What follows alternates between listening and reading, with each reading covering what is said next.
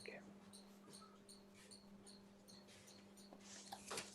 So we already have about 26 participants with us. Yes. So a warm welcome to all of you. We will begin the panel in a couple of minutes from now.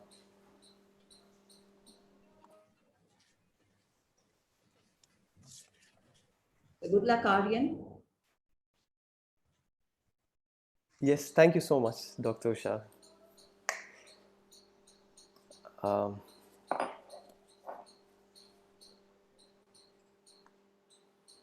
right.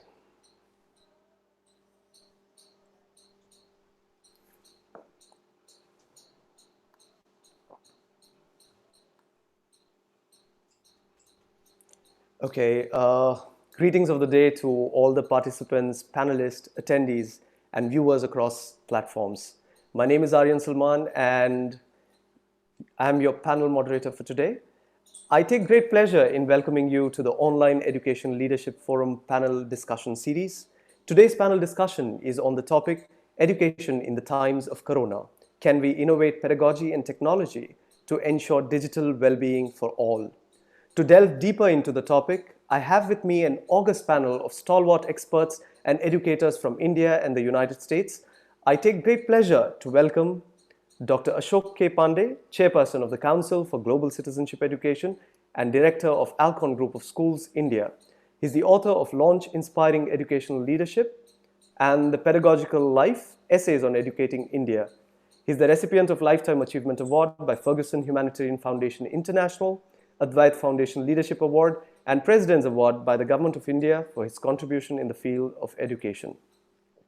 Also, a warm welcome to Steve Sostak, Director of Inspire Citizens. Steve co-founded Inspire Citizens to support communities, schools, teachers, and students in contextualizing and integrating elements of sustainable development, collective well-being, social justice, and social, emotional, and ethical intelligence into professional and applied student learning. He has been teaching elementary and middle school in US, Peru, Malaysia, and China since the last 15 years. Also, a very warm welcome to Dr. Kavita Rao, Professor at the College of Education at the University of Hawaii at Mānoa in the United States. Her work focuses on instructional and assistive technology, universal design for learning encompassing inclusive instructional design, online learning, and its implementation for schools and districts in the US, the Pacific Islands, and Asia. She's also provided professional development and technical assistance to state education agencies and schools to develop curriculum resources, multimedia material, and online program for educators. It is a pleasure to welcome Vipul Redey, Head of School Enablement at Khan Academy. Vipul's work enables and empowers schools to unleash and make the most out of online learning resources in classrooms and beyond classrooms. During his stint at Cisco, he has managed their multi-million-dollar IT training and professional certifications portfolio. As CXO of Global Discovery Schools and Director of Academics at Pearson Schools India, he has experience designing daily classroom experiences for thousands of students across the country. And yeah, Vipul is also a TED Ed innovative educator and an alumnus of Stanford University. A warm welcome to Samarth Pathak, Communications Officer for South Asia at UNODC.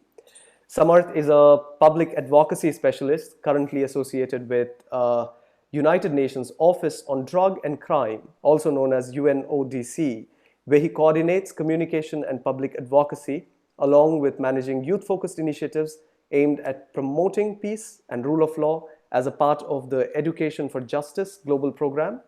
Samarth has also worked as a journalist with Reuters TV and has been a contributing writer at the Huffington Post, The Guardian, Reuters, and others.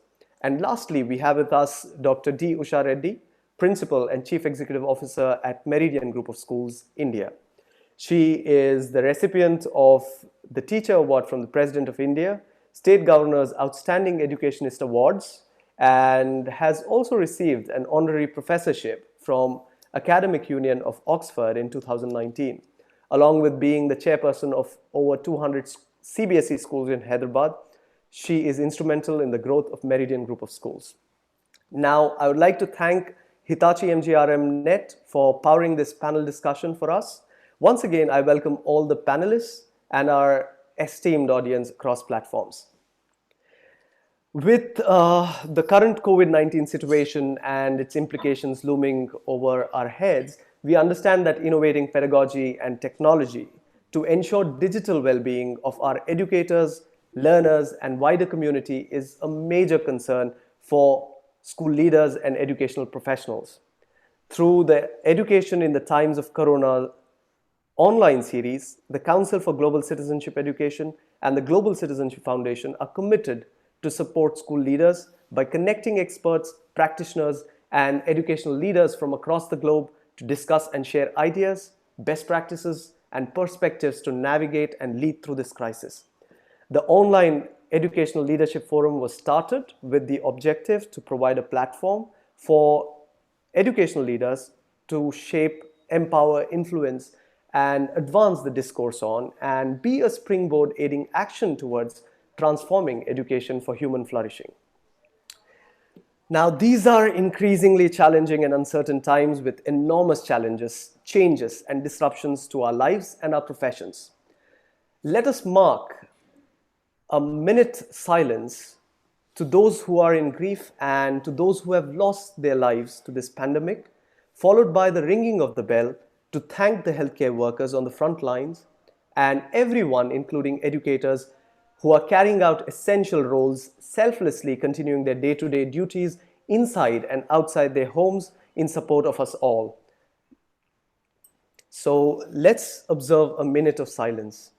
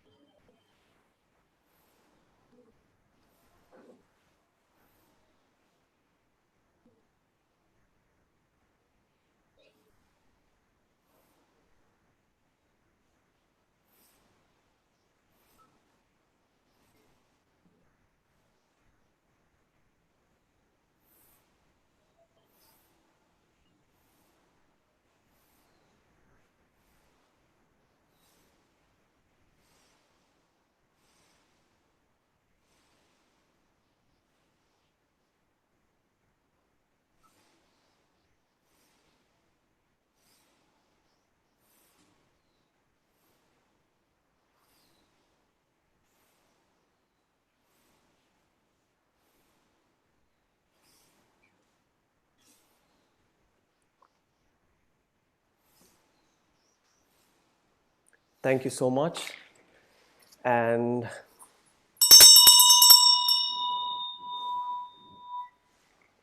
all right, now I would open the floor to the panelists. I would start with Dr. Pandey. I would request Dr. Pandey to set the context for this panel discussion.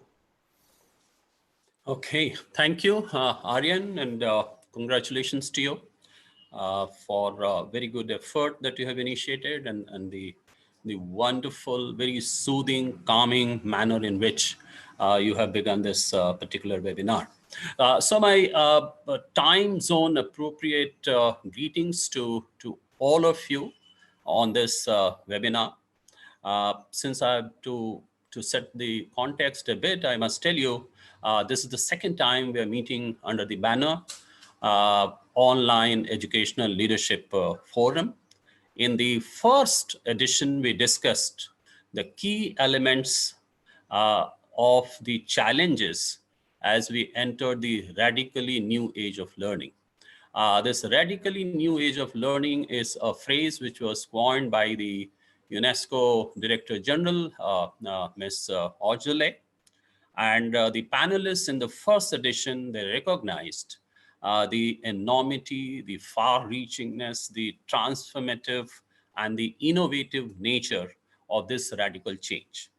Now that we have met the immediate crisis with some degree of satisfaction, we must brace up to pick up the key pieces of this transition and what it means is that our new pedagogies, the new technology that we choose, the practices, the teaching, learning, innovations, our new meeting rooms, which are no more those lovely classrooms, and we are meeting somewhere in the cloud now, how it is going to pan out and how it is going to define the new teacher-taught relationship.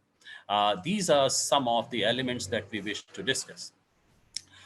Digital well-being is the operative part of this discussion, and I would like to flag 3 or 4 issues, which I'm sure the distinguished panel will try and address it. The first thing is the role of the school leadership. Uh, I personally believe that the school leadership is primarily responsible for building the culture and leading learning. Now, the two roles remain the same, except that the addition of the word online. So it becomes building online culture and leading online learning. So that is the first thing.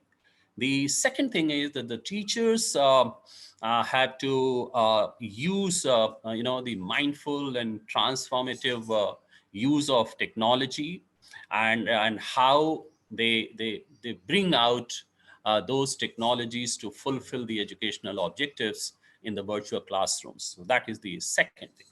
The third thing is well-being should not exclude those who do not have access to technology or those who cannot afford it. So probably we had to bring in the element of well-being at this particular juncture of both the haves and the have-nots. The social responsibility, that is something which is bothering a lot of us.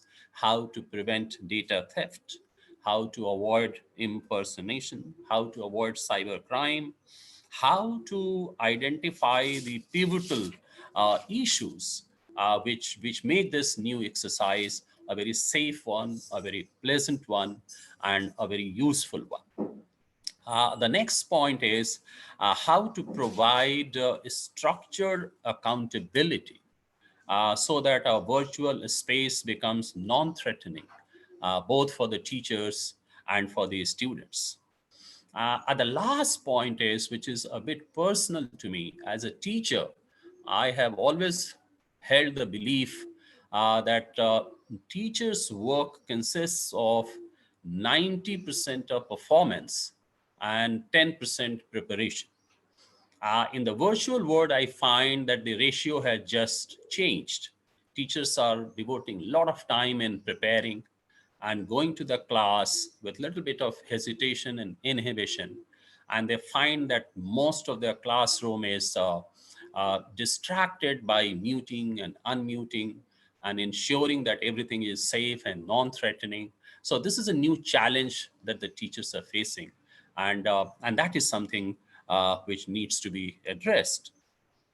I'm sure the panel that we have today is very richly diverse in terms of geographies, experiences, the range of work that they do, uh, and the perspective that they bring from all over the world. And they will be able to address these issues and some other issues which I may not have covered. May I end my case with a quote by a very famous coach, John C. Maxwell, and he said once that we must be able to create our future, and if we don't create our future, we will have to endure the future that we get. Now, it is very ironical that we have got ourselves into a future which we did not create, and therefore we have to endure it. And the best thing is that with the help of this group of panelists, if we can get some enduring skills so that this shift is manageable, we get off the mark, we are able to adjust it, we are able to move through this transition, and we are able to thrive. I think that is the challenge that we have to meet. With this, I open the floor. I go back to Aaryan. Thank you very much. And I think you take it forward. Thank you. Thank you so much, sir. So I would like to ask Dr. Kavita, can we innovate pedagogy and technology to ensure digital well-being for all? Okay. Thank you very much. I'm sharing my screen. I hope you can see the screen share. Yes. Yes. Great. I just have a few slides. First of all, thank you so much, Dr. Pandey and Aaryan, for this invitation to speak with this panel. Really appreciate the opportunity to share some ideas around this really provocative question. Can we innovate pedagogy and technology to ensure digital well-being for all? So I was thinking about, if I am talking to teachers and administrators, what are some core messages that I have in answer to this question? And for me, I think the biggest thing that comes out is that this question is a question of design for me. I tend to think of everything from a design angle. How can you take whatever you're doing, it could be planning a faculty meeting, it could be planning a class, it could be planning a business meeting. And I think you can think about how to make it most powerful if you think from a design perspective. These days, the term design thinking is in fashion. So this is a little bit like design thinking. And for me, I like to bring some issues of equity and access and inclusivity into those questions as well. So today, for the 5 minutes that I have, I'm going to talk about 3 main things that I would tell teachers and educators going into this world. I will start with number 1. And my first piece of kind of advice around design thinking is you're off the clock. And what I mean by this is exactly what Dr. Pandey was talking about. In the past, teachers think about their job as 90% performance. You walk into the classroom and you have things to say and you have things to do, and you are given 1 hour or 1 hour and 15 minutes, and that's your performance space. But in the digital world, things are completely different. That 1 hour and 15 minutes of teaching is not 1 hour and 15 minutes on Zoom. You will not be doing your students a service if you take everything you did in your classroom and do the same thing in this environment. So I really encourage teachers and educators to start thinking about this new environment as starting not from taking things just as they are into the online world. That will not work for us. And I'll give you an example. The very first week that this whole situation started in mid-March, even for our meetings at faculty meetings, people were doing exactly what they do in real life. They were just scheduling a 2-hour meeting on Zoom.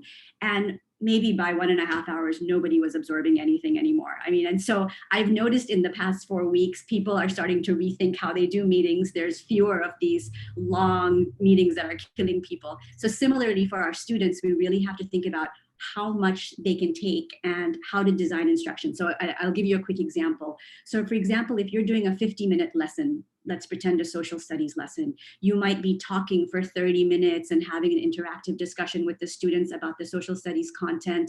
You might give them a little activity to do in the classroom. Online, you need to think about the same goals that you have for that lesson, but you may not sit on Zoom and talk for 30 minutes or on Google Meet or whatever platform you use. You might think about how to do make a video where you share some information with the students for 5 minutes and then give them a task to do reading something or looking up something on the internet or sending, if they have a packet of information, reading for a little while.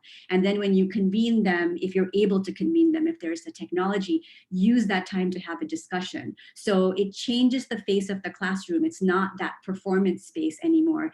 You're thinking of chunks of activities to do to lead the students to that same goal that you would have been doing in that 50 minutes. So it doesn't look, so 50 minutes online has nothing to do with 50 minutes in the classroom. What you actually do might be very different. And then my second point around this is cognitive load, which is, I think, one of the most important things when you're, both when you're teaching in the classroom space, but also online. How much can people really take? Where do we get to the saturation point? So when you're designing, when you're thinking about your goal for your lesson and you're designing some different chunks of activities, it might be, okay, for this lesson, I'm going to meet my students for 10 minutes and talk about something. Then I'm going to give them something to do independently. Maybe they will meet one-on-one or call each other on the phone or or work over a Google Doc and then come back to convene, think about chunking it so that no one thing has too much of a load on the students. They should be things that students can do. There should be bounded points where students can come back and get feedback from you or from peers. So again, you don't want to give students a situation where they're sitting on the computer for 2 hours and watching a video or processing something without breaks to think about it, or deliberate ways for them to process that information. And that can be different depending on what you're teaching. And then my third point is provide options for regulation. And regulation is one of the most important things that we all do every day to keep ourselves engaged and able to learn. But now in this online world, we really have to think about how we help our students regulate. So some of those options we have to provide. We have to make sure that things are structured intentionally in a way where students are regulating how much energy they're putting in, how much interaction they're having, where is it getting too much or too long. But we can also build in some options for what is called self-regulation. So having students reflect on how much they can do in a sitting before they might need to get up and take a little walk around the house. And then we have our with students in the K through 12 environment, they might just need to take an activity break. So you might want to build in times where for 10 minutes, they can stop and take a break and do something active. You can even put that into the lesson plan. So thinking about the fact that students need that built in, getting them to reflect when they need to take a break to learn better, what kinds of breaks they need to take. Do they need to put in their headphones and listen to one song before they can go back to the thing? Do they need to go do jumping jacks, do yoga, whatever it takes to get them to do the self-regulation? And this is another one where the parents can be really involved. If you're in a situation where the teachers are unable to do this, sometimes the parents know their children the best and they can figure out, okay, you're going to do this for 30 minutes and then let's go take a break, do something in the kitchen and come back. So regulation is also very important in this online world because of the saturation that we're all getting, being just these talking heads. So there's a lot more I can say about all of these topics. I'm very aware that we have many other panelists to hear from. So I'm going to share with you, this website is something, it's schoolvirtually.org. If you go to this website, I made it with a couple of my colleagues. Everything on it is absolutely free to access. You can click on these links, and we have given strategies for all of these things, for design, for the cognitive load, for the self-regulation. We've also focused on this website on what to do for if your students don't have internet access, don't have computers, so no tech and low tech as well. And we have also focused on strategies to help students with disabilities and students who are learning language, or any students who are struggling. So this site will give you some more ideas, fleshing out some of these things that I've talked about. So thank you. I will turn it over to another panelist now. So Steve. Thank you guys so much for having me, and it's really an honor to be here. Guys, I'm gonna focus my discussion on a little bit more of the why and the what now of the moment, because I think that this is a really fantastic opportunity for us to look at helping kids to start to really take control of student-centered learning as much as possible. And in doing so, I think for what Dr. Kavita was just saying, it's going to help with some semblance of self-regulation and bringing down that sort of talking head time. I come from a project-based and inquiry-based background as a teacher. So what I wanted to get into a little bit today was, how is it that we can utilize technology to build some of the 21st century skills or different types of competencies that you might bring to life through the technology that you're using in your classroom? So first I'm going to just use I'm going to share my screen if that's okay. And I'm going to use three images as well. So the first thing I wanted to show briefly was this idea of, we talk about well-being.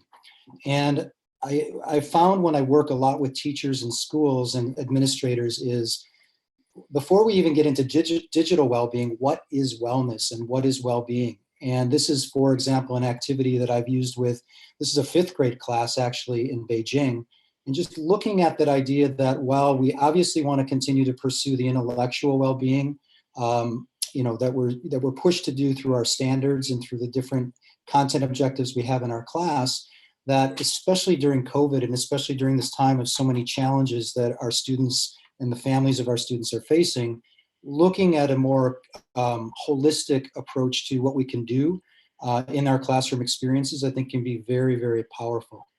A second piece that I want to get into is a little bit more on what I call competency-based learning. So this is actually a framework that we use in terms of when we work with schools. What is it that we want our graduates to be able to do? And one of the things that we consistently push kids towards doing is looking at why we are learning. Up here, you'll see this idea of application of standards, but there's so many other types of standards that we can get into to work towards these ideas of sustainable development, social, emotional, ethical intelligence, collective wellness, and social justice. And if we start to make that the why of our education, we can really start to parlay the strengths of technology into things like civic discourse through a platform like Parlay Ideas, or we could be looking at teaching media literacy and the responsible consumption and production of media using platforms like Common Sense Media and MediaLit.org, or even things like how do I read charts and data and graphicacy, all of these fantastic opportunities right now that we're in this sort of sphere of technology and we're in the sphere of the computer, that we can really parlay the strengths of what does it mean to be digitally well and what does it mean to be a digital citizen. So again, what you have here are sort of the why of school. Here might be different competencies where you see cultural competence, intercultural competence where you can have kids learning about different cultures, talking to different people. And here, back to what Dr. Kavita was saying, would be something like design thinking, and kids being able to be the ones to sort of self-assess and teach through the process. Kids can be doing photojournalisms, they can be doing blogging, they can be sharing through a vlog or just through a Flipgrid their journey along the way of their learning during this time. So again, that idea of giving them the keys to the learning as much as possible. And the last tool that I really wanted to share with you today was these are actually the ISTE standards for students. And it's just ISTE.org, standards for students, and looking at what it means to be digitally literate. So again, are we using technology to empower our kids? Are we working on digital citizenship? Do our kids know how to do real research? Do they understand how to be innovative using technology? Can we teach computational thinking that way? That creative communication piece, again, because we want to push our kids during this time and as we push them towards solving challenges of the future to be creative and critical in the way that they think. And then, of course, that last piece that's so dear to my heart is that idea, and we see what we're doing here today just through Zoom, is that idea of global collaboration. And students can do this. They want to do it. They want to be involved with solving these types of problems. And if we can push them into giving them the meta language to do these things and articulate their learning and self-justify and evaluate the process they're doing with their design and problem solving, it's really amazing to see how you can flip your class, and then your teacher piece becomes more formative feedback, and your kids become so dialed into the why of what they're learning. So hopefully that's somewhat helpful, and I'll definitely send you those links and those images. So thank you for your time, guys, and looking forward to see what other people have to say. Thank you, Steve. So I request Dr. Usha Reddy to make her remarks.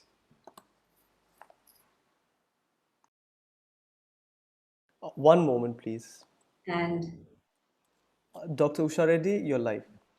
yes, Yeah.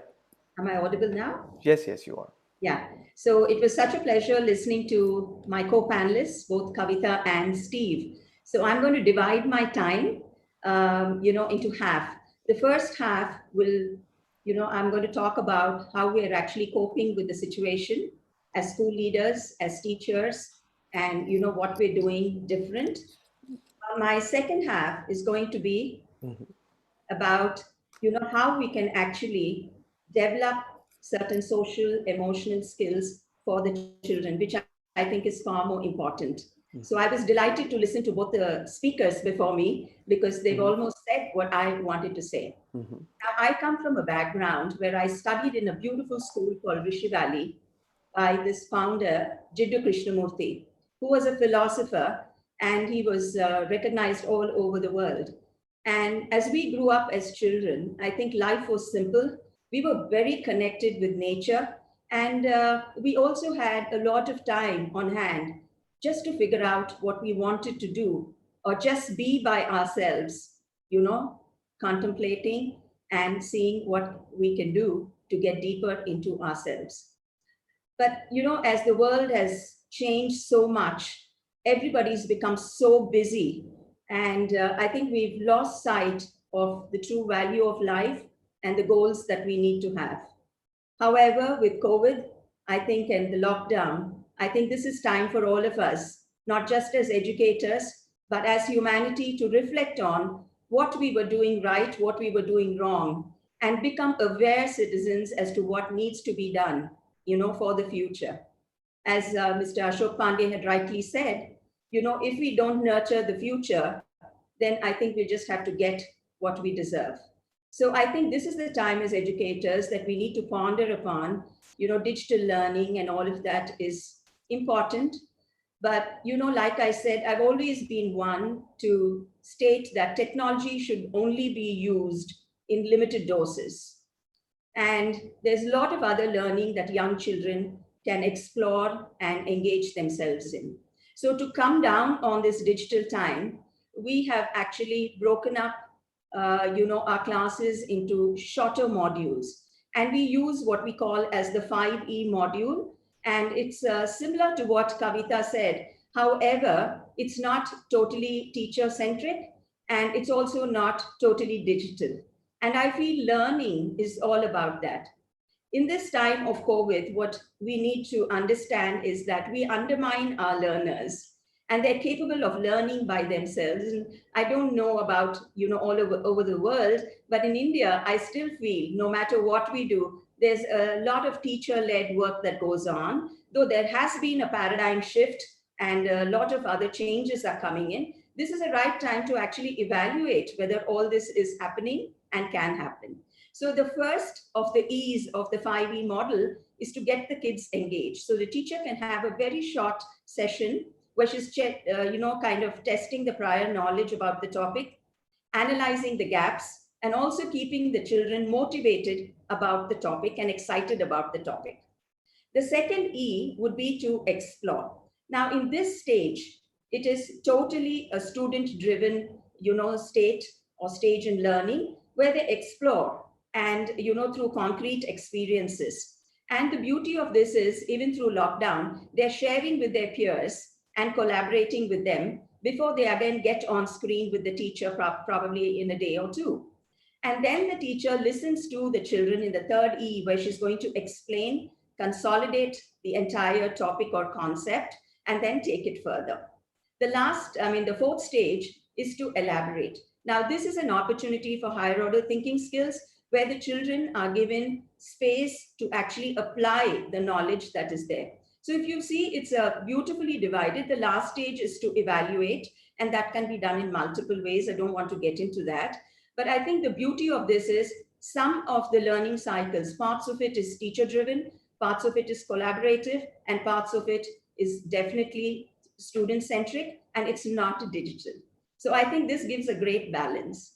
And I think this is what we're doing. And to get on to having actually less screen time is the aim of what we're trying to do.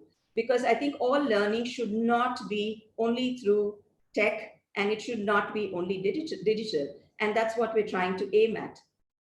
But I think, you know, just recently I had a meeting with my parents and my students, you know, through Zoom. And it was a very short meeting where I wanted to take feedback about what we were doing and why we have actually broken down our modules so that the screen time is less, the kids follow the 2020 model, and then, you know, they are off for some time and then they're getting back to their learning. And all that was fine. But I think my concern was, even as adults, everybody's taking some time to adjust to lockdown, some time to adjust to what's happening, you know, suddenly overnight all over the globe. And I think as a race, we must empathize with what is happening. We must do our bit. And I think, you know, collectively, I think all the teachers, I think we contributed, gave a day's salary. But that was only not just to set an example to the children, but because we truly felt that if we make up our mind, something can be done. What we were talking to the parents is, apart from this, if they have any concerns, they could actually get back to us, and we reassured them that something can be done. So this was, P square T square M, and people were trying to figure out what that was. On a lighter note, it was the principal parent teacher technology meeting. And I think the reviews were good. We had a lot of fun. The feedback from the children was amazing because they actually told us what was working when they were studying digitally, what was not working, and what they loved. But I'm moving to the second part, which was to deal with the social, emotional states, psychological states of children. So we did address this with the parents. The adolescent kids, of course, felt that it was getting very stifling for them. There was no breather for them because they had the adults around all the time, even at home. So people were, adjusting to that. And also not being able to move out, to go out and all of that. So as a group, we decided that when everything outside is shut off, we need to go deeper within ourselves. And I think that quietening down is so important in today's world. So we, as teachers, we do, a bit of meditation as well. And our kids too are doing it. Beautiful videos coming up about how they've started to become aware of what's happening, the changes, and they're actually looking at the world with different eyes. They're able to sit down quietly and look at the changes, chirping of birds, so on and so forth, the beautiful night sky. So at the end of it all, I'd like to conclude by saying is there are lessons to be learned from what is happening. And if we don't learn those lessons, then I think it's a futile exercise. Thank you so much, Dr. Usha. Samarth, I have a very specific question for you. I mean, say see, we have two views here where one is to use technology and another one is to have a very, very, very limited use of technology. So in this context, how do you see SDG 16 being involved in the way we are trying to design the design technology or our pedagogical approaches? So if you could shed a light on that and also let us know what are the things that we can do to make this entire experience a much more inclusive one. So thank you.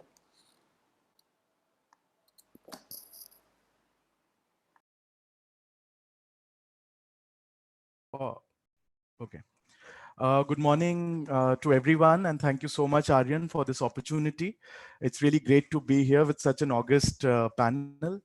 I do hope that you and your families and of all those who are listening in are doing well in these unprecedented times. The COVID-19 pandemic is affecting all of us, and all aspects of life have been impacted by this crisis. In the area of education, for instance, 165 countries have implemented countrywide school and university closures, and more than 1.52 billion children and youth are currently out of school or university. In addition, nearly 60.2 million teachers are out of classrooms. So this situation has created a lot many challenges, such as interrupted learning and the lack of human interaction for the youth, which is essential to their social and behavioral development. Moreover, additional pressure is put on teachers as well as parents to support learning at home. The spotlight is on students' mental health, privacy, and well-being, and as Dr. Pandey mentioned in his opening remarks, online threats. At UNODC, we are also responding to this problem through our Global Education for Justice initiative, which aims at promoting youth action and engagement on the peace, the rule of law, and the SDGs, particularly SDG 16. The idea is also to create problem solvers and responsible citizens for the future, but in the current context, responsible digital citizens as well. And we have been increasingly using digital technologies like so many other organizations to continue our education for justice related work, to further engage educators, children and youth on issues around the global COVID-19 response, with an emphasis on the concerns of vulnerable groups and emerging areas of concern, particularly around SDG 16, which is on peace, justice, and strong institutions. And this includes issues such as gender-based violence, cybercrime, discrimination, misinformation, and other security and crime-related risks that children may be exposed to. And this we are doing through the Lockdown Learners series of interactive online dialogues, social media campaigns, partnerships with schools. And the aim is to support educators in providing continuous learning, encouraging youth to take care of themselves and those around them, and create a platform to basically showcase their work and ideas. But as more people, especially children, engage in physical distancing and self-isolation, and they're under quarantine and under a lockdown, many of them are indeed becoming more dependent on digital technologies. It is an important medium, no doubt, in these times, but it also has the potential to impact the mental and emotional well-being of the user, expose them to certain risks, such as exposure to violent content, harmful content, cyberbullying, misinformation, violence, etc. And we believe that unregulated usage to online space can also provide a trigger to COVID-19 induced anxieties, panic that can also affect the mental health of students. These are some of the aspects that anyone working with young people online should take note of. And in our efforts, we have been conscious about these aspects. Our emphasis has been on 5 things. One, ensuring the privacy and safety of each online users that we are engaging with in schools. Two, urging students and educators to take breaks during the sessions and making sure that the discussions are interactive and promote activity-focused discussions rather than readings for an extended period of time or exposure to screen for an extended period of time. Three, ensuring that our activities are engaging for the young mind. This may be through visuals, through cartoons, and under the Education for Justice program, we have also created a range of such materials, which includes offline things like board games, comics, comic creators, etc. Four, we are having the students to use their skills and talents offline to keep themselves engaged and become problem solvers. The idea is basically to enable them to think, act, and use alternates to digital tools to express themselves. This way, students are encouraged to apply their knowledge, their skills, their learnings to address real life problems and challenges around them, particularly around SDG 16. So students are being encouraged to create artworks, videos, blogs, whatever they can do to support this cause. And 5, ensuring that we keep sharing positive messages of optimism, of hope, of support. And the idea is to create a network of students, educators, and parents to enhance support and well-being at home. So to conclude, I believe that the online learning is an important medium in these unprecedented times to reach out to these students. And in fact, many educators that we engage with are calling it a need of the hour. But what matters is how educators and students are using this platform. This definitely requires more attention, especially in the context of mental health and mental well-being of the user.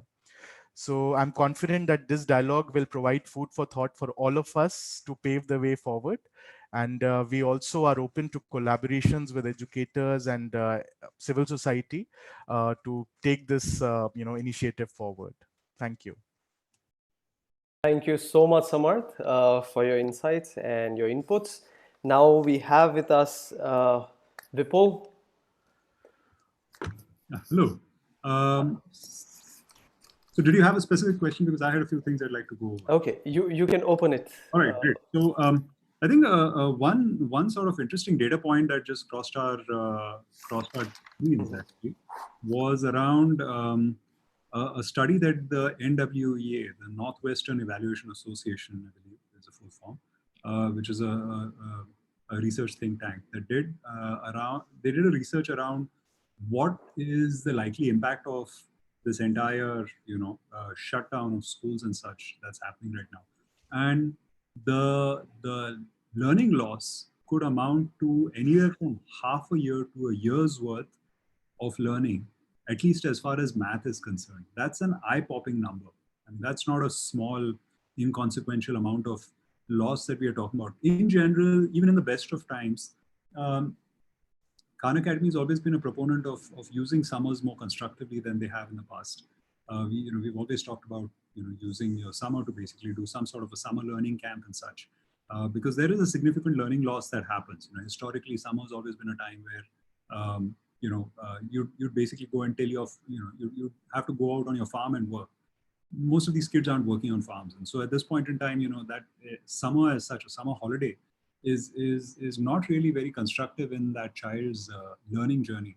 And so when you actually start to see numbers like this, in this environment where there's going to be a significant amount of loss, you really need to start to reevaluate how you're going to basically bridge that gap. And so when we looked at sort of what that means for school, for educators, for parents, for children, for school leadership, a couple of things that basically came up. Like one is,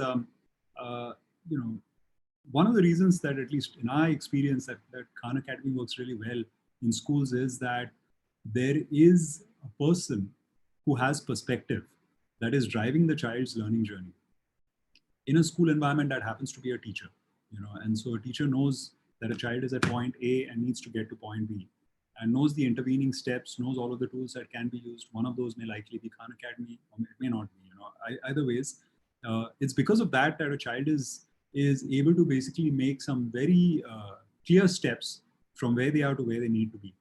In this environment, where a teacher is more often than not sort of sidelined from the child's life, who can sort of start to take over at least some part of that role of a teacher is something to think through. And one of the things that we've seen right now is that parents obviously are basically trying to fill in as much of that gap as they possibly can. Data point, like we've seen massive jumps in usage across the board for learners, for teachers, but the biggest jump that we've seen on Khan Academy is in parents. We've almost seen like a 900% growth in parent traffic coming through our site. And so, I think this becomes then an opportunity for us to really rethink the role of a parent, not just for now, not just for the duration of this crisis, but potentially for a significantly longer term, because no one is as invested in that child as the parent is, and so actually having that person who's giving you almost 1:1 attention really is something that we might want to think through and making the most of. And so there's a few things and I'll talk about some of the things that we're doing around that. The other thing that we are looking at, like, so Dr. Rao talked about right now, about how a lot of teachers are looking at trying to run their classes, say on Zoom, exactly the way that they would run their classes if they were there, in a classroom. And that is, at least from what I've seen, is a disaster. If you try to do it exactly the way you've done it in the past, you basically will have a bunch of very bored kids who you're not getting through to, and a teacher who's really frustrated about the fact that she's not able to do all the things she would have otherwise been able to easily do in a physical classroom setting. And so I think in this environment, one of the things that really comes into play is the role of data. I think which has traditionally been sort of I think underplayed in a physical setting. In a physical setting, you've got a teacher, she's got a rapport with students, she's able to basically get on the spot feedback about who's engaged and who's not, which is completely absent in an online environment. One of the things that can be sort of a stand-in for that is data, is basically being able to look at hard data around activities, around the time spent doing the things that the children were supposed to do, around the impact that those things are having on that child. So at least again, with Khan Academy, these are reports that we do present to a parent, to a teacher, and actually using that data to basically decide what the next steps are going to be, what that lesson plan is going to look like going forward, what are the remedials that you need to do, and with who do you need to do them in your class, are things that you can all very quickly sort of come to a decision on with data at your fingertips. Last but not the least is the fact that anything you need to do, given the scale of the problem, given the scale of children that are out of school, you're going to have to do with little to no incremental cost and little to no incremental effort on the part of the school, on the part of the teacher, on the part of whoever it is that's providing you that service. And so again, something to basically think through. it's a model that we've worked with right from the start, where anyone coming in basically will be using our resources for free. A lot of providers right now in this environment are doing exactly the same, and kudos to them for stepping up to the moment. I think there's if you were to think about wellness, I think in the context of education, I think that would mean making sure that everybody who wants to be educated does continue to get that education, or at least isn't hampered as much by this environment as is possible. And so, I think just basically bringing some of these online tools to bear to bridge that gap that is basically formed right now would really help. Thank you. Thank you so much, Vipul. Those were great insights. Now, I have a few questions. So the first question I would like to ask Dr. Kavita as to what are the practical ideas that a teacher can employ in terms of the kind of technology that they can use. So Dr. Kavita's website has amazing resources on different kinds of interventions. So I would like you to press upon tech and non-tech interventions that a teacher can have. What is the technology and what is the approach? If you can just help us understand that, that would be great. Okay, that's a great question. And I'll start by saying I am a great believer that the technology and the tools should not drive the instruction. That should be the vehicle to do whatever goal you're doing. So for me, the technology is important, but it should not drive. But so, for example, when the first week that this was all happening, I think teachers were getting so many lists of resources and links and use this, use that, use this. That's great. It was wonderful that so many companies were making their options free for teachers.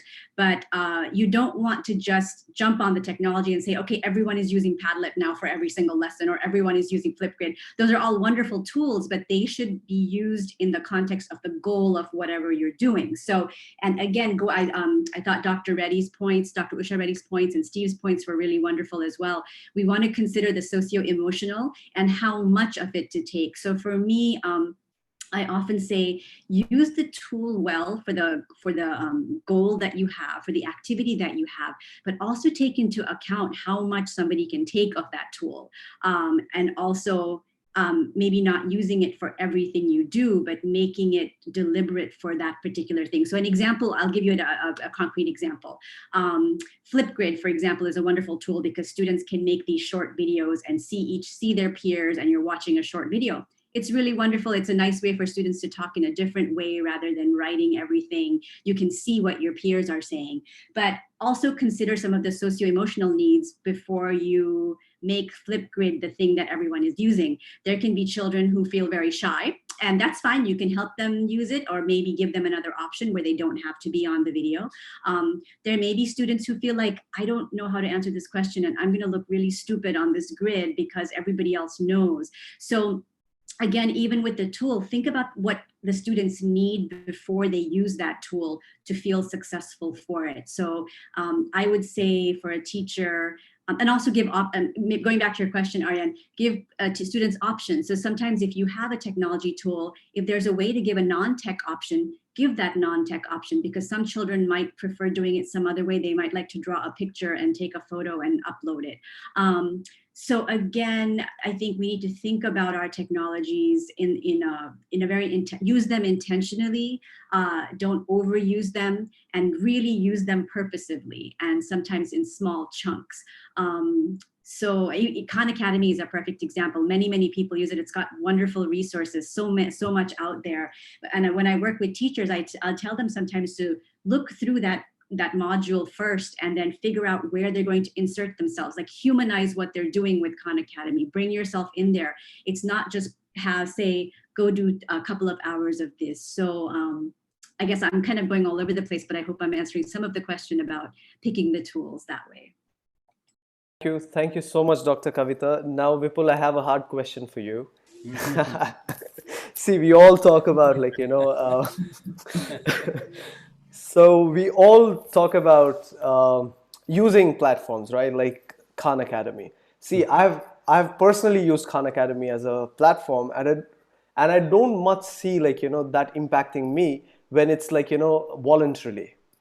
But if I'm asked to do it, like, for a certain number of hours, what that does is it jeopardizes the child's well-being or the digital well-being. So when we are talking about digital well-being, we are also talking about the amount of screen time that the child has, the amount of like, exposure that the child has to technology, which could like, hamper his physical or emotional or mental well-being and growth. So in that sense, like, how do you see role of tech companies? Because I'm of the opinion that Zoom should actually charge, because then people will judiciously use Zoom. Now, every 40 minutes you get a new link and the child sits for 6 to 8 hours. And it's criminal, like, to have kids being for so long on a platform glued to the screens. So in this context, how do you see the role of tech companies? Because offering it for free is amazing, but like, with some cap, it also brings in regulation. So where do you see the role of organizations in that Absolutely. space? So I think one of the points that Kavita just now made was, I think, a very savvy one, which is that tech should not drive pedagogy. Pedagogy should drive the use of tech, right? Like, and so I think over here, um, where we've seen sort of the best results come out is when a teacher really purposely thinks through,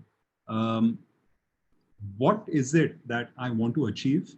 What are the tools that I will bring to bear to achieve that? And some of those tools may very likely be tech tools. Some of them may very likely be just like a worksheet that you print off and, I don't know, like color over or something. Like, and so there's the best teachers that we've worked with usually will have a pretty decent sized toolkit, a pretty decent sized palette of activities of tools that they'll basically bring to bear in service of a learning goal. So actually, they never lose sight of that learning goal that they have set for themselves and for their kids, and making sure that that goal is achieved is essentially all that should matter. Now, in service of that goal, there may very likely be like 3 or 4 or 5 different options that they may have, and there would be different considerations around how much time does it take, how complex is it to basically roll out in this environment, especially where you can't actually hand out something to somebody, where the person has to be able to have access to it wherever they are, and so in those environments, you might actually start to see, and we are seeing that, some of the tools that they would have otherwise used in class are being replaced potentially by a tech related tool like Khan Academy. And so I think that is what we wholeheartedly support over here, where you've got a savvy teacher using a very savvy plan to get to a very well thought through learning goal. And one of the things that she uses to get to that learning goal happens to be a tool like ours. If you basically look at essentially a tool like Khan Academy, sort of completely replacing all responsibilities that a teacher has towards getting to that goal, I think you basically are potentially like the parents that basically treat schools as as sort of some sort of a proxy daycare center. It's not the right way to go about it. You really want to think about this as one of the many things that you could use, and if you did it that way, you'd be a lot better off. Yeah, Aaryan, may I come in here? Sure, Dr. I'd Pandey. just like to come to the rescue of Vipul, because, you said about the rigor. It's criminal. You use a very harsh word. It's not like that. Let me tell you honestly. Of course, as a teacher, I know it for sure that before any rigor of curriculum, relationship comes, right? And if the relationship between the students and the teachers is very well established and defined, then any amount of rigor does not matter, right? This is number one. Number two, no learning comes from the comforts of your mental status, right? A little bit of hardship you have to undergo. Let us not forget that. And the third thing is, which Dr. Kavita and Dr. Usha, both of them alluded to, and it is very important, that we have to have some patience, right? Uh, we have to, she used the word cognitive load, many of us are not used to this term, but in simple terms, if I with Dr. Kavita's permission, I translate it to this subcontinent's jargon. It amounts to syllabus completion, right? So we are all driven by the fact that we have to complete syllabus and therefore do this today. So that cognitive load shedding, I think we have to go. That will reduce that rigor that you are talking about. And the last thing, taking cue from Dr. Usha Reddy, is that this is the best time, let me tell you, to talk about the personal development aspect of the children. That's very important. In a school setup, we always talk of academics, cognitive. I think the character building should take precedence at this stage to build resilience, kindness, gratitude. And that will also allow children to have some non-tech time and yet develop these qualities. I think that is something that we should keep in mind.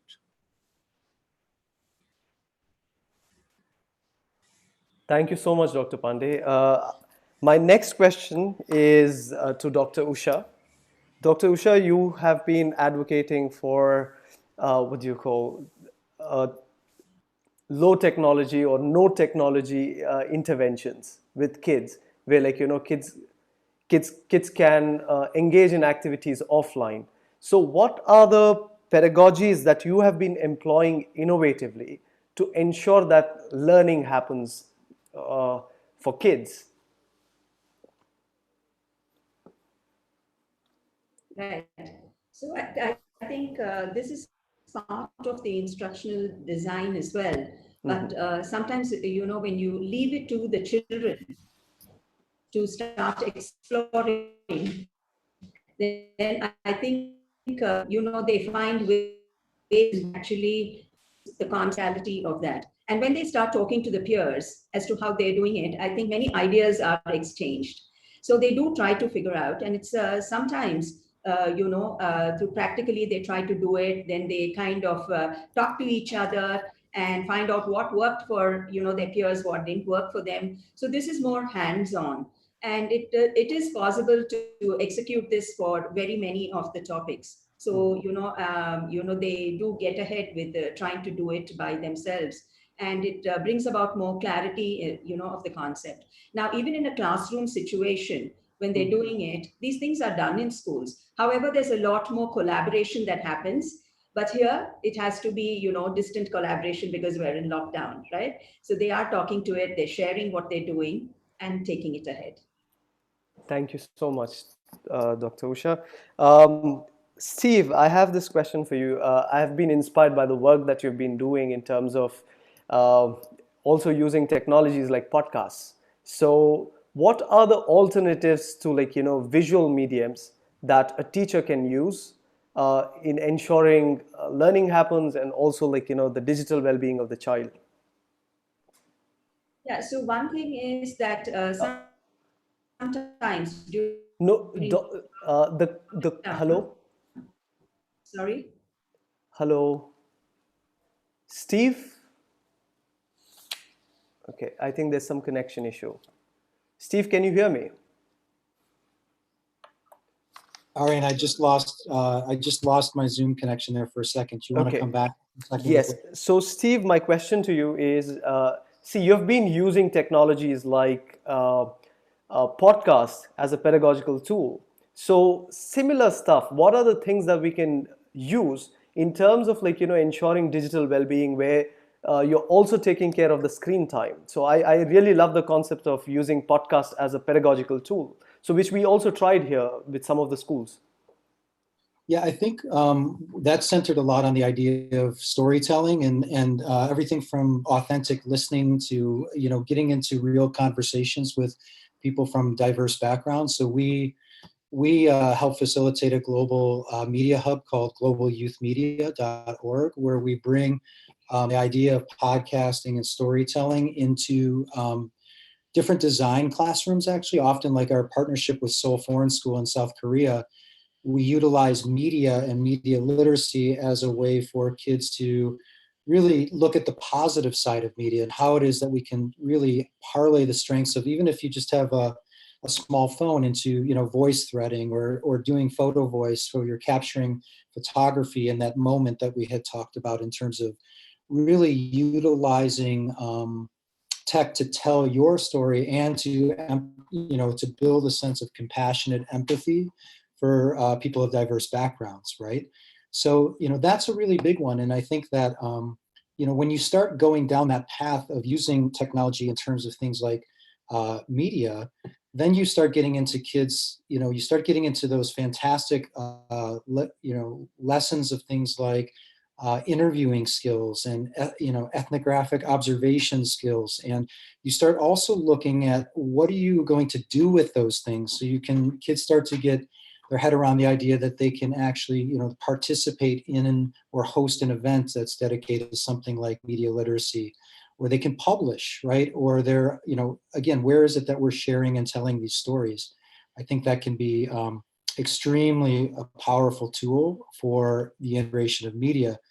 But again, I think being able to step away to make sure that you're taking care of that full balance of well-being. I mean, I would agree with everybody across the board that's been talking if we have to find that balance. Thank you so much, Steve.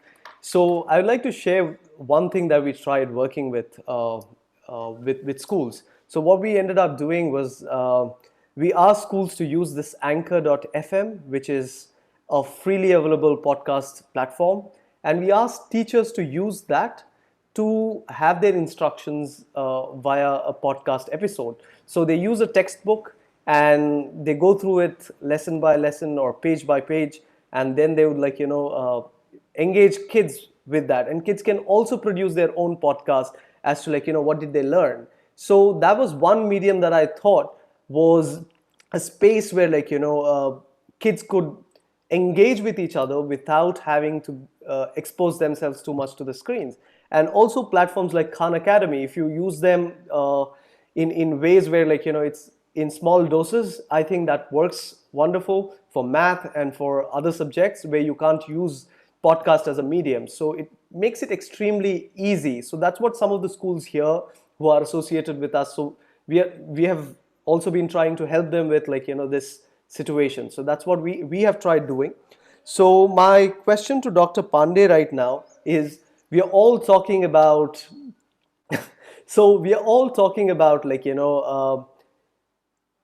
everything related to technology and pedagogy. Now the question of well-being, see, you spoke about rigor.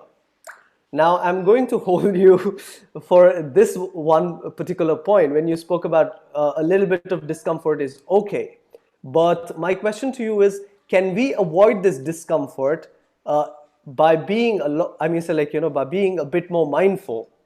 And if yes, so what are the things that you have been doing that enable this, or that ensure that we have innovated technology and pedagogy to benefit our kids? I know you are holding me by my neck, but the whole idea is being mindful is always good.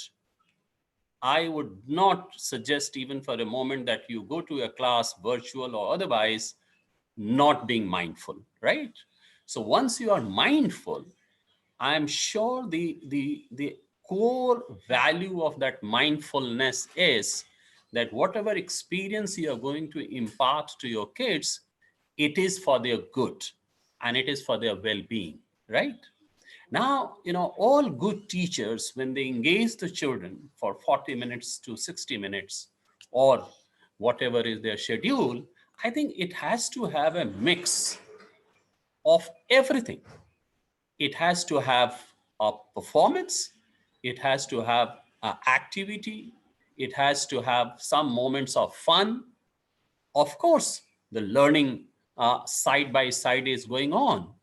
And therefore, I prescribe and I practice it myself that unless there is a level of comfort between the pupils and the students, I think all well-being efforts will be hampered in one way or the other. So creating that level of comfort, creating that curiosity in the minds of the children, These things are very important. Our greatest pain in our classroom teaching so far has been that our teaching has always been very predictable. Children can very easily predict this happened yesterday and this is what going to happen today. And I think the well-being begins to suffer from there. So how in our approach and pedagogy, we can be unpredictable, not unpredictable in the sense that we do something disastrous in the class, unpredictable in the sense that can we bring unpredictable fun moments for the children. Lovely, Dr. Pandey. One final question to you again. The question, Dr. Pandey, is in this entire crisis, like, what is the role of a school leader? Because at the end of the day, are we letting school, teachers to swim in a pool without, coming to their rescue? Or how should a school leader be mindful in these difficult times? I think in my opening remarks, my first flag point was that the responsibility of the school leaders at this particular time is immense, right? And they are in the leadership position, and they should not do anything which jeopardizes the morale, the level of preparation and the enthusiasm of the teachers, because that will immediately get transferred to the students. And therefore, as school leaders, I would prescribe that please practice your leadership, which is based on compassion and empathy. You care for your team. You communicate in a very candid but compassionate way. You have ongoing conversations with your teachers, because that will get transferred to the students. You be there around. This is the time for you to have your Santa Claus moment, when you are able to provide everything that your teachers need at this point of time. And I am so obsessed with the phrase used by Dr. Kavita, cognitive load. I think the teaching load will also have to be restructured for the teachers. And that is the kind of work that the school leaders have to do. Thank you so much, Dr. I think Pandey. Samarth wants to say something. Yes, Yeah. yes, Samarth, go on. Unmute Samarth, please. Yeah. I just wanted to add to Dr. Pandey's and Dr. Rao and Dr. Reddy's remarks. I mean, it's really great to have this master class of sorts with such eminent educators.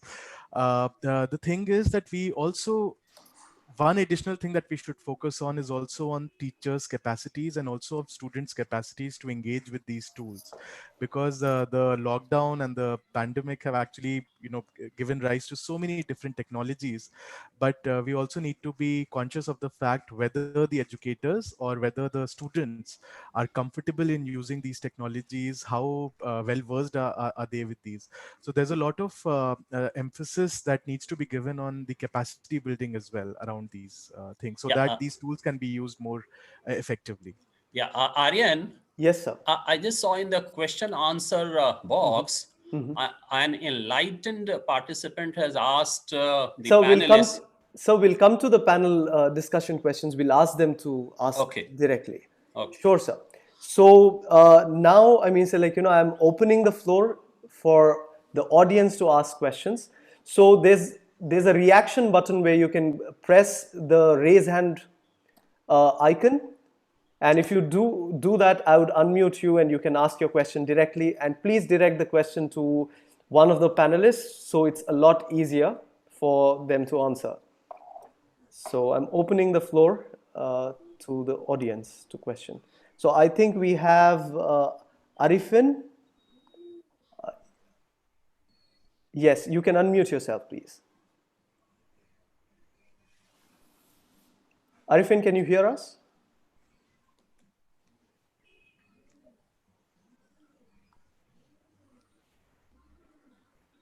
Yes. Okay. We can see him, but he's muted. Yes, you need to unmute yourself.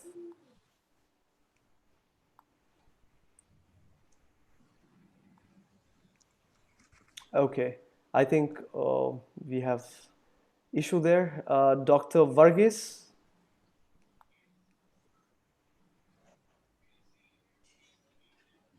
Okay, hello. Can you hear me now? Yes. Hello, Yes, can you hear me? Yes, Dr. Verghese. Yeah. Okay, I'm Dr. Verghese from Kerala. See, I've been listening to all the speakers, and it's well said, I should say. My question is this. We should also think of what you call human touch. And I have a great concern for our students. We call them digital natives, but many of them are not that equipped to take these classes, because I've been giving classes on the Zoom these days. Of course, it's my college students. And what I found was there are students from other colleges too, and they use all kinds of words, four-letter words sometimes, okay? And the attention to a certain extent is not really we are not getting their attention to a certain extent. So what would be the human touch to a certain extent is absent in this kind of learning process. So can anyone, this is, anyone can take this question. Can anyone, speak on that? Sure. I will mention one of the things that I really focus on, both even as a college professor, when I'm working with my students. I have a lot of online courses as a college professor. I think giving what is known as timely feedback, so feedback often and quickly, is really, really important in the online environment. So that doesn't mean writing a big essay to them, but knowing that there's someone out there. So for example, I hold myself in my college courses to responding within 24 hours to 48 hours for assignments. Now that's really hard sometimes, but I realize that for my students out there, they need to know that someone is reading, that someone cares. And sometimes it's a Google Doc where I'm writing a comment. Sometimes it is, I have different strategies, but I think that is one way to humanize online learning. Make sure that the students feel like there's somebody out there, not just giving you directions, but connecting one-on-one. And those can be in little ways. That can even be, for one of my college courses, I meet with my students in small groups. If I have a group of 30, I will have them come in groups of 3. Another really quick strategy, if you have the something like Zoom, is having office hours where you're just sitting there and they can just pop in and ask a question. They can just come sit and chat and eat a snack. So just all of these little things of just making it human. But the key is to keep it timely. Like do it quickly. Don't wait 1 week to give them feedback. So that's my suggestion.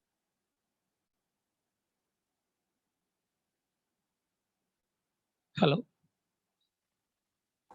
I'll jump in. I also, just to parlay off of the ideas that were shared, I think when we talk about technology sort of being the how, and if our goal is to bring more of a human component to that classroom experience, there's a lot of fantastic ways that you can still use technology to, especially, I think this is obviously not the perfect situation that we're in. So we have to deal with what we've been, the cards we've been dealt.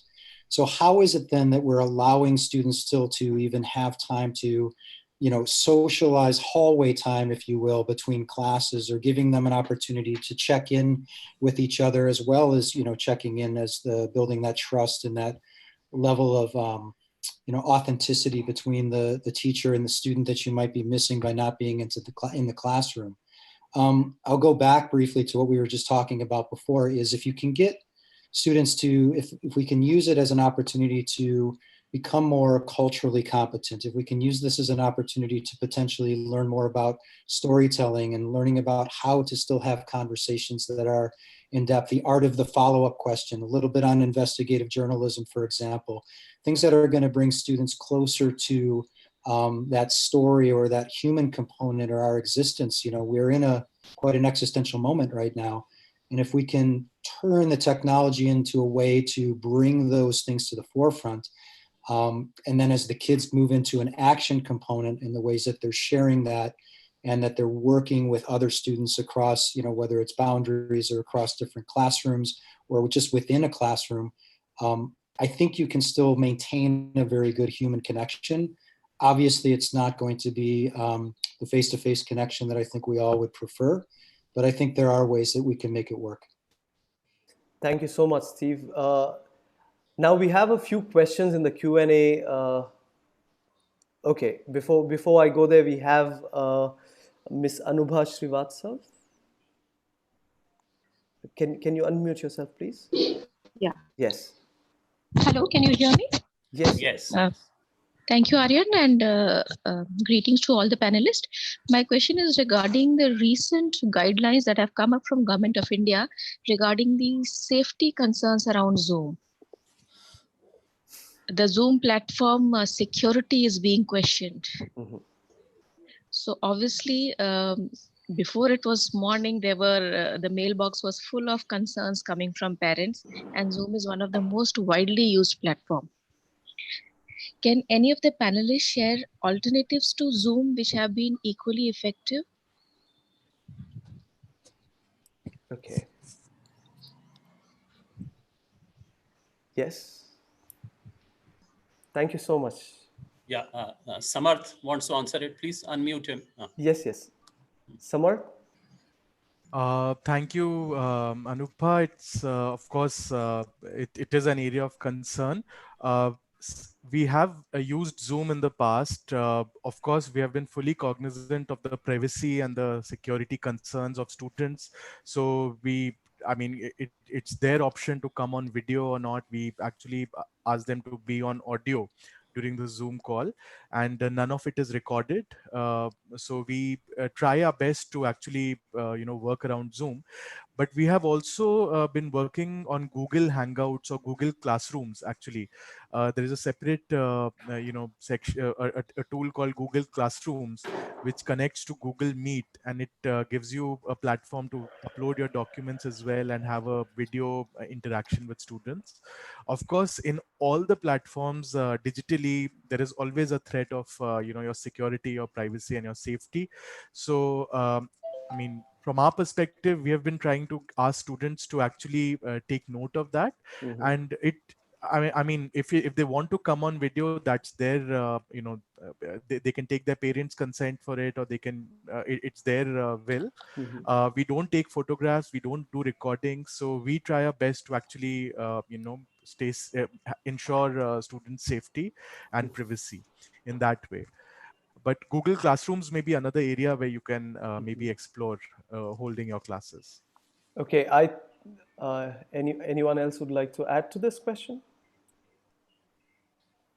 Yeah, Microsoft Teams are also being used by some schools to conduct their classes. So that could be another option other than what Samarth has said. Okay.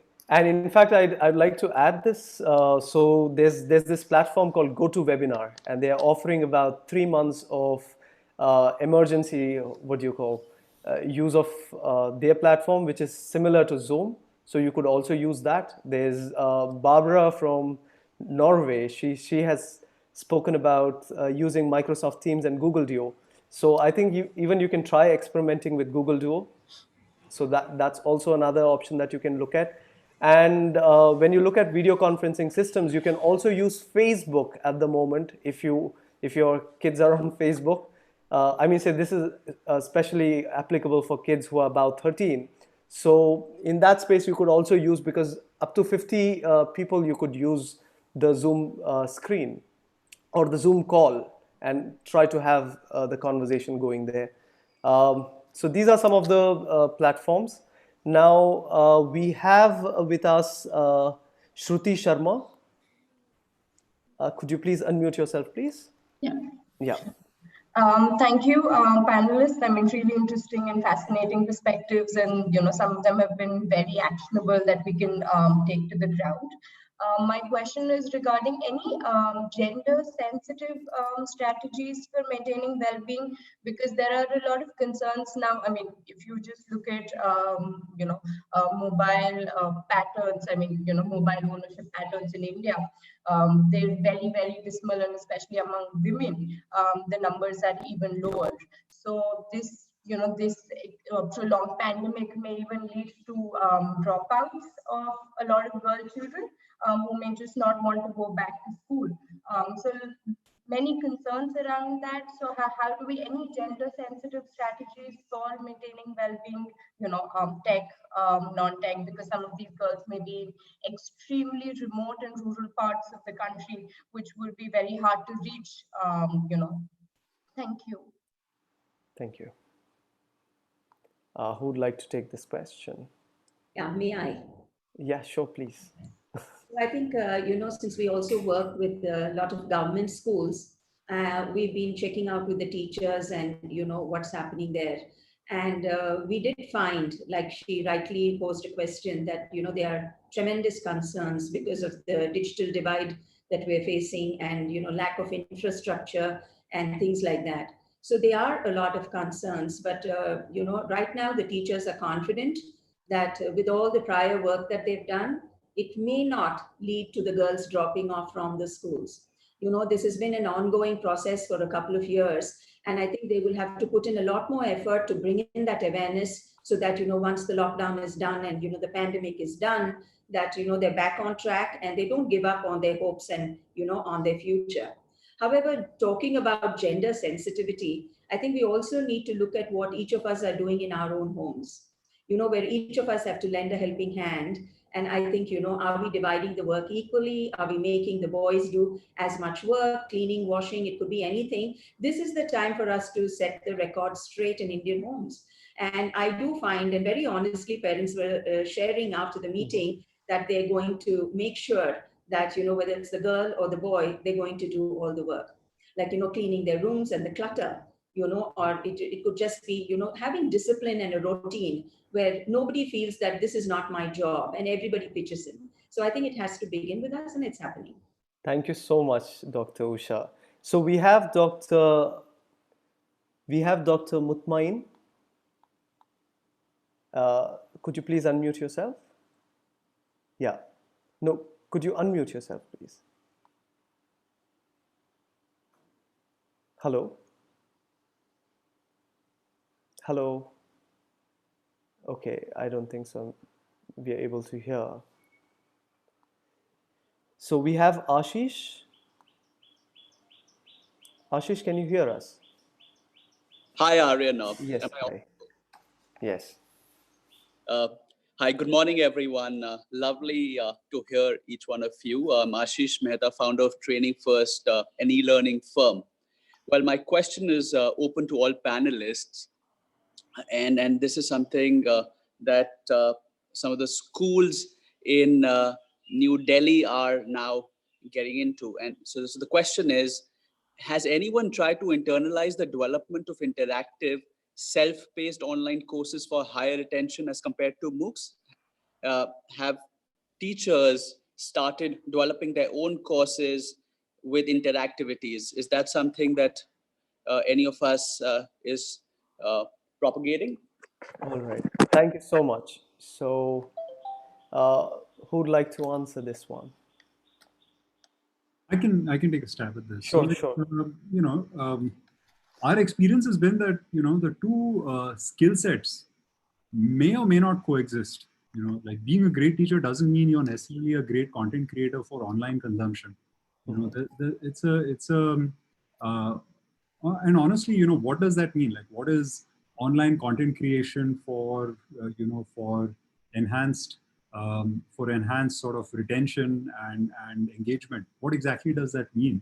In of itself is I think like an evolving area, of expertise. It's not something that has yet developed to the point where you can actually cast in stone.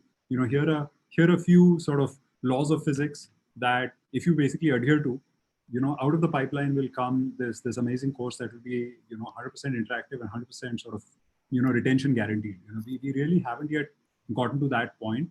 In general, what we find over here is that at Khan Academy, what we've seen is that while a lot of pretty much all our content creators have been teachers, it's basically like a new skill set that they had to actually acquire over the time that they've basically been creating content. There's a lot of hit and miss, there's a lot of trial and error that basically comes in. Yes, there are a few sort of, rule books that are in place, but they are incredibly incomplete. If you were to follow those rule books, you would not have, a completely interactive solution that would do everything that you wanted it to do.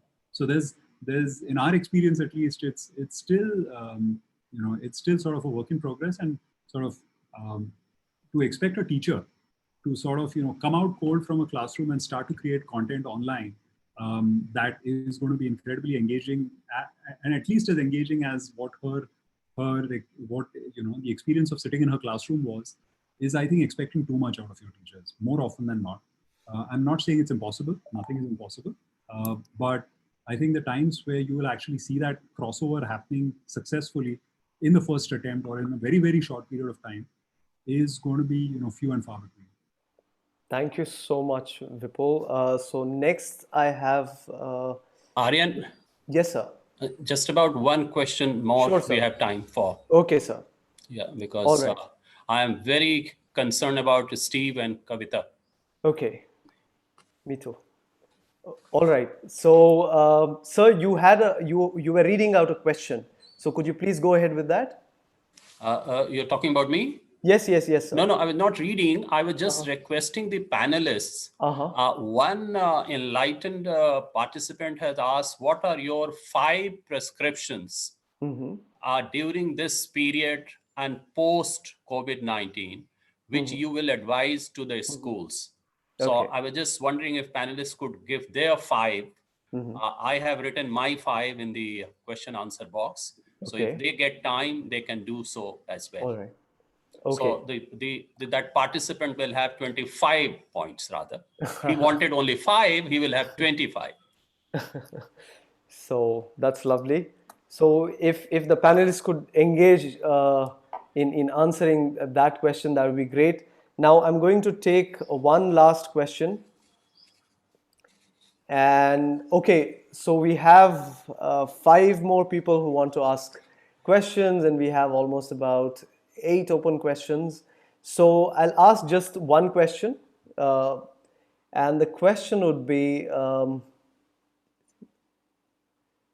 okay, so do you think that those who are at the decision-making positions, can they provide an anticipatory curriculum, because teachers and students today have become digital immigrant? Okay, so all right, so that's one question. So what they're trying to say is, do we need to have some sort of a check and balance where we say, okay, fine, during this lockdown, these are the things that we need to talk about? So I tried drawing the discussion that we had earlier. So basically, like, the question to all school leaders is, are you trying to do online schooling, or are you engaging in online learning at the moment? So the moment you get the answer to that, I think a lot of issues that you're facing, you would be able to easily solve them up. So if anybody would like to answer what are the strategies for digital detox, please go ahead. Panelists. Yeah. May I just add here? Sure. That, I think it's so important that we're talking so much of technology. We're worried about curriculum and, how the children are learning and all of that. But I think this is the time for us to reflect, So I think some of the things that we told our children as well is that, how to get hold of their emotions. Like, they do get frustrated at home, they're anxious, they're worried about how they take the, the board exams, and a lot of other things, that we need to discuss openly with the parents, with the teachers as well. So what we actually told them is that when you sit quiet and you look at, what's happening within yourself, and you realize that you've hurt someone or you got angry for something, this is the time to pick up the phone and apologize. See whether you can resolve these things, because it will make you a better human being. Let go of this baggage. We're in this crazy, busy world that we don't have time to, even for rectification. And God has given us this time. Similarly, if you've had time for people that you are grateful for, this is the time to actually, kind of thank them for it. It could be your grandparents, it could be a friend, it could be anybody else. And believe me, when this exercise started off, we had lots of people who broke down. And I had also lots of parents who actually told me, ma'am, it's just not for the kids. We're doing it ourselves. And, we have to become sensitive people by the end of it all. And I think that's one of the greatest lessons that we all have to learn from this, to slow down a bit, to be more aware, to become more reflective, reform ourselves post-lockdown. Thank you so much, Dr. Usha. So right now, there's also one more thing that Steve spoke about earlier. He spoke about workshop style instructions that you can take when you're having online engagement. So I think that's also one of the really interesting ways of engaging your kids online. And yeah, we are almost at the end of the panel discussion. So from the panel, the kind of ideas that I have got is one, to reduce the cognitive load with kids. And another thing that Dr. Kavita spoke of was provide options for regulation, where the whole idea, what I could infer from it was give your students and teachers autonomy as well as agency, voice and choice to opt for what they have to. So that was an amazing viewpoint. And I think at the end of it, when we are talking about innovating pedagogy or technology, one thing that we need to be very mindful of is at the end of the tunnel, what are we expecting, or what do we want our kids to be at the end of it? Like Dr. Usha as well as Dr. Pandey were mentioning about character building and all of these activities. So if you give too much of a pressure to your kids, perhaps we would be creating a lot of emotional stir and a difficult time for them. So this is the moment when you're designing your technologies and your pedagogies to be a bit mindful, like how we have at UNESCO MGIEP. We talk about EMC Square, which is empathy, compassion, mindfulness, and critical thinking. So whenever you're introducing a new technology or whenever you're introducing something new, apply these four things. Be empathetic towards your teachers as well as your students. Be compassionate, because not everybody is on the same platform. Have mindfulness exercise in the sense how are you exactly using these platforms? So reflect through the entire activity, and then critical thinking. So if you're just doing activities because everybody else is doing, that'll be extremely difficult for people to cope up. So contextualize everything and critically view every action that you are taking, because as a school leader, that one decision is not just impacting 10 teachers, but thousands of lives, which also include your parents, I'm sorry, the parent community and the extended community. So I would like to end the panel discussion with a question to you. What do you expect out of your children at the end of this crisis? So thank you so much. Aaryan, I think Yes, Samarth wanted to say something. Okay, all right. Let him in. Sure, Samarth. Unmute him. Yes. Yes, Samarth. Yeah. No. I just wanted to actually take on Dr. Reddy's, on the earlier question, just taking on Dr. Reddy's point forward, that maybe focusing more, because this is an unprecedented time, and of course we are all grappling with this situation, and so are children, because there are so many. They're also going through anxieties. There is a lot of they're also coping up with the situation under the lockdown.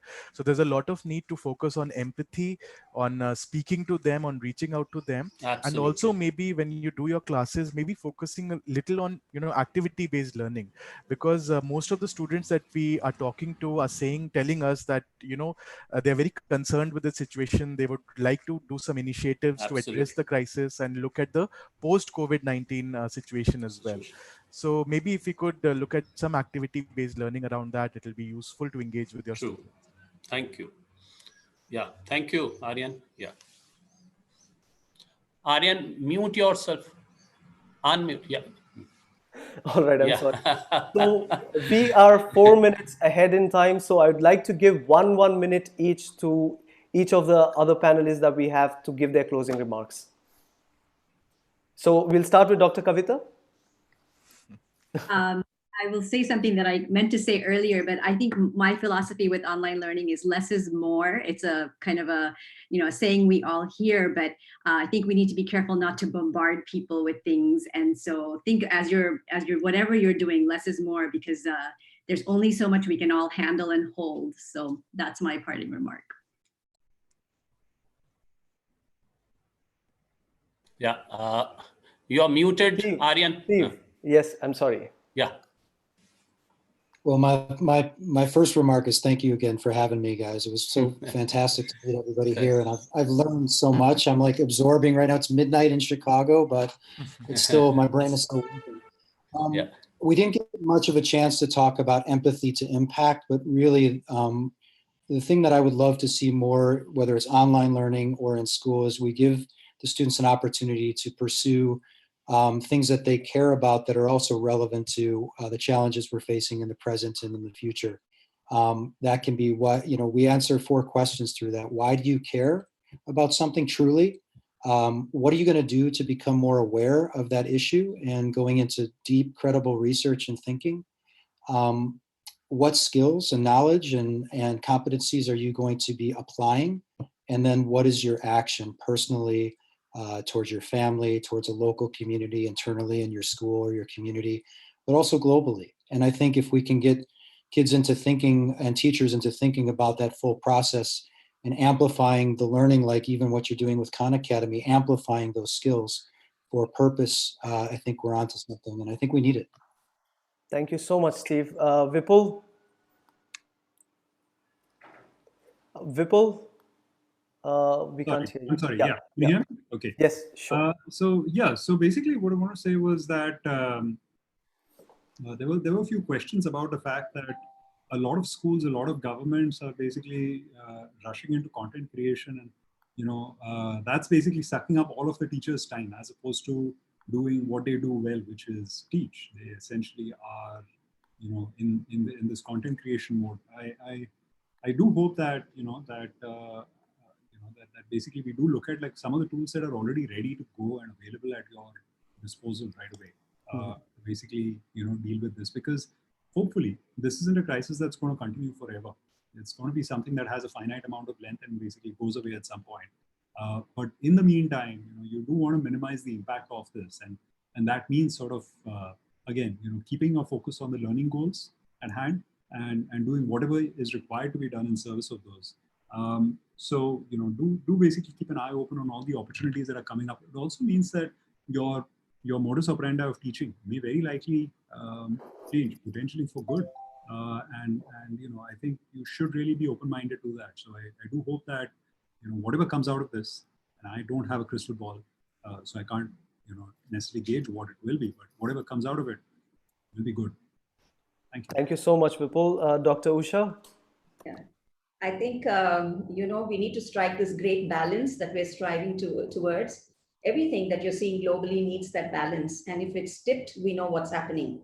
And we've landed in this pandemic. So whether it is for the children using digital content or, trying to do other things, I think it's the fine balance that is required. And I do believe that in times like this, that, the other things that they're learning offline are equally important. And, we should all focus on that as well.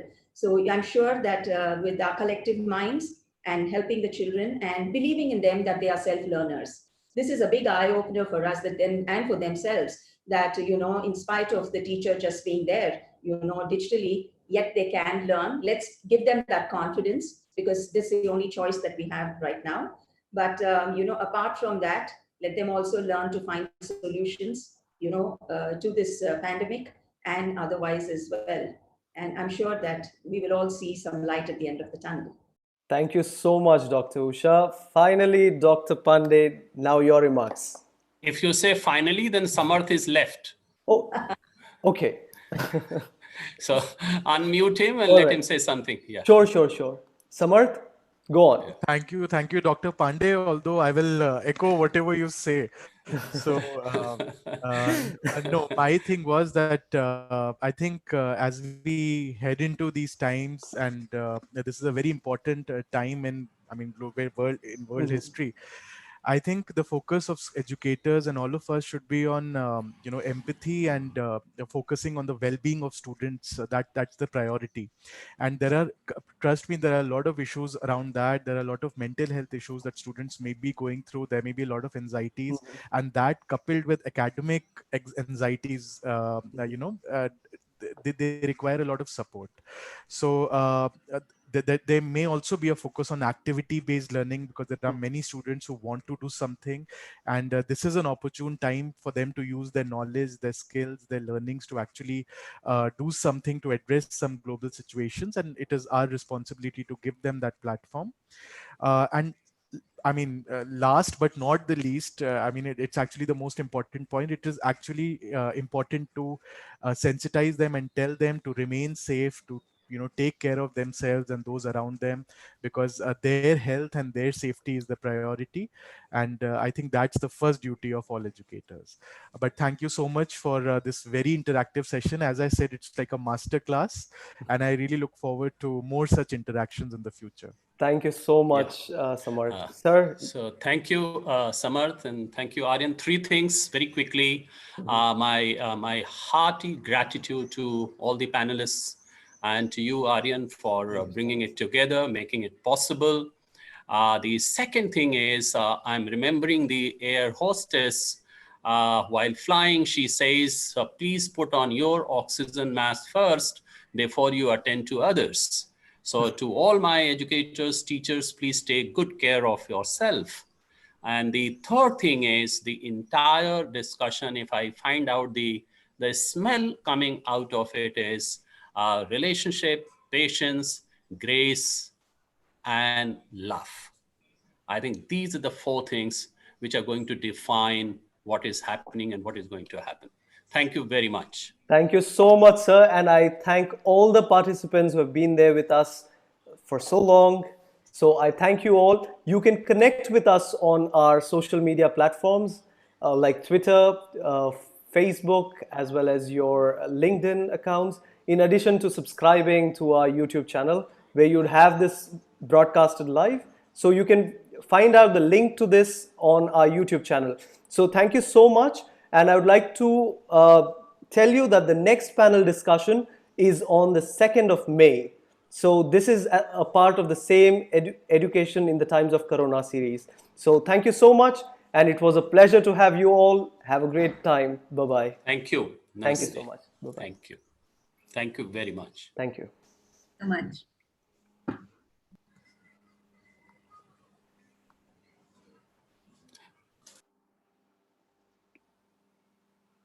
All right.